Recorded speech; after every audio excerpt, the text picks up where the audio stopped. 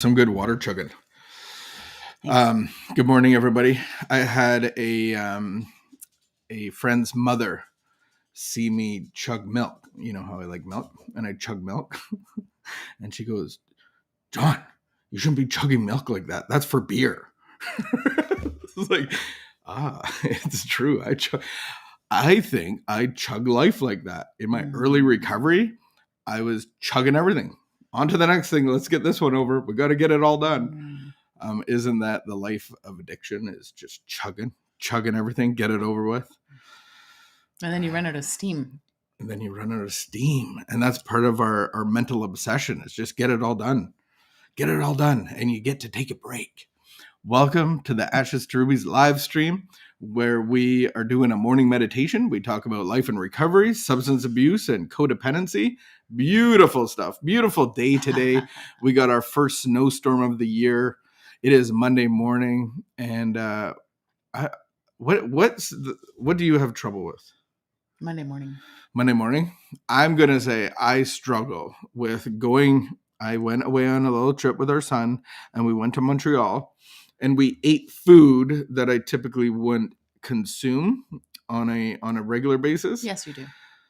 Not in the style and methodology that we consumed it in. It was all like, when I look back on it, it was all really fatty food, like ribeye steak from the ribeye steak to the Walensky meat to Schwartz's. You overdid it.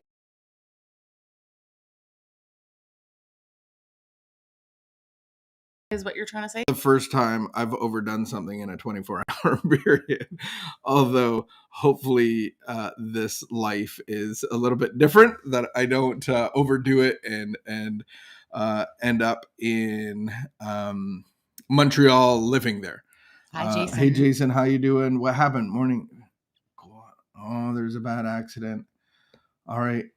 Your thoughts are in our prayers and thoughts for the injury.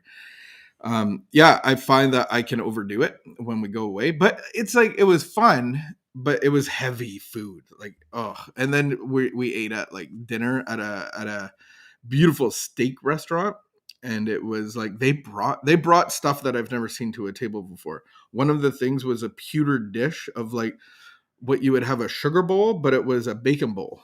And so they set the table, you got the bread with the salt on top, and I would say it was a quarter. Like, is that a pound of butter? That's a pound of butter, like that you buy. Yeah, I would say it's a quarter of that, or an eighth of a pound. That's of a lot butter. of butter. Yeah, it was a chunk of butter, and you know me and butter. And then they got the bowl of bacon bits. What? Why? Butter? A bowl of bacon bits? A bowl of bacon bits and a bowl of pickles. We're like, all right, I asked the waiter, I go, what's the bacon for? Like, I'm waiting for the bacon to be like, what do we do with this? So he said, anything. You can just eat it with a spoon. You can put it on a pickle. You'll have a salad. You can put it on your steak. People do all sorts of things with the bacon. I asked Jordan, I said, do you think that because it's a big bowl of bacon, like there was lots left over, and you know me and bacon and butter. There was no butter left, but there was bacon left over.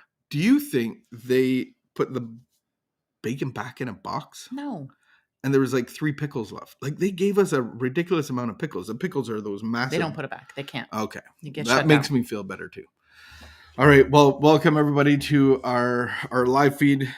Look at that. We're getting to the end of this book. Yep. It is December 6th. It is your day to read. You are the even days. I'm the odd days.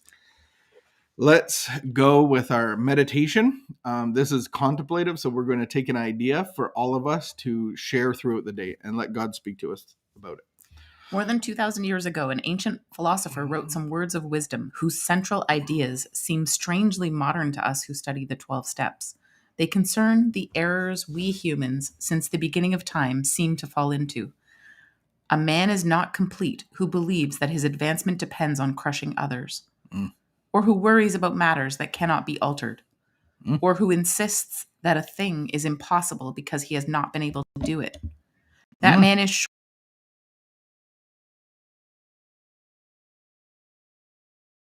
short of change and meditation. He needs much help who thinks he can compel others to do what seems right to him.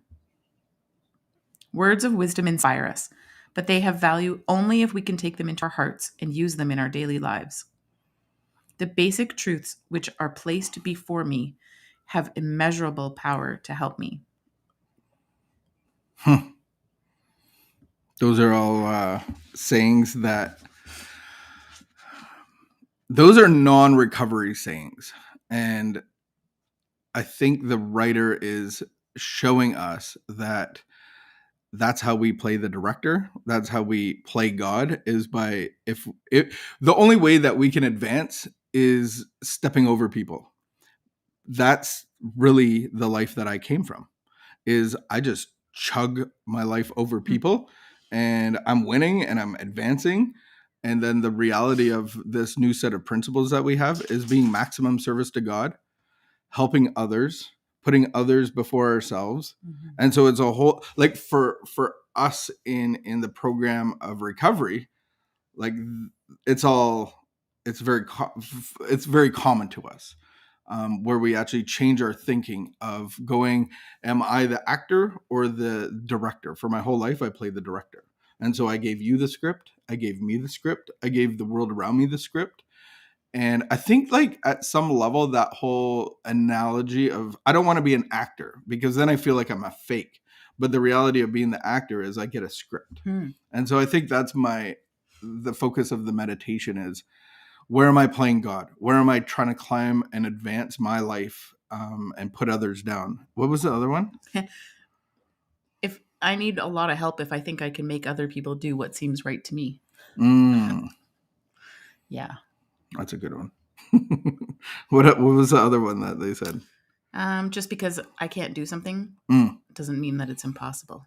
That would be a good one to start Monday morning with. Just because I'm struggling with waking up in the morning, doing my physical fitness. I said to myself, I want to start eating better. And just because it's impossible to me now, or 15 years ago, it was impossible that I would ever quit drinking. Just because that was impossible, just because our relationship was impossible, doesn't mean that we can't change that through the power of God. And so God can give me the power to totally do the things that are impossible to me, because I limit myself. I just say, like, there's no hope. So what's the point of trying?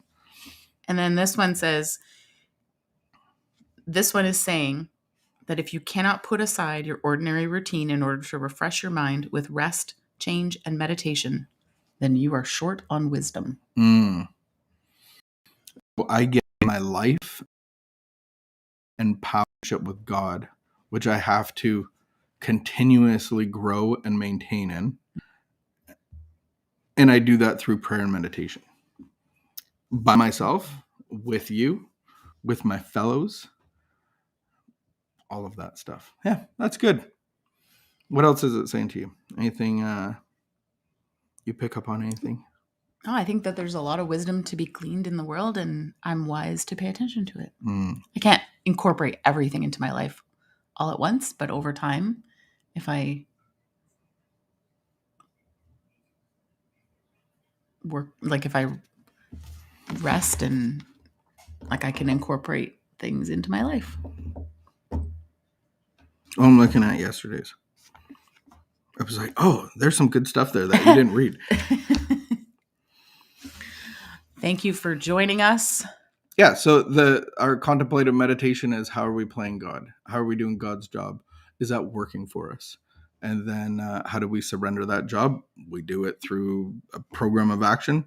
Take some LifeLab, take the 12 steps, whatever that is in your life, and give God's job back to him. Stop climbing over people. Stop chugging, John. All right. We will see you tomorrow. Get your shovels out, get your snowblowers out, and have a great day.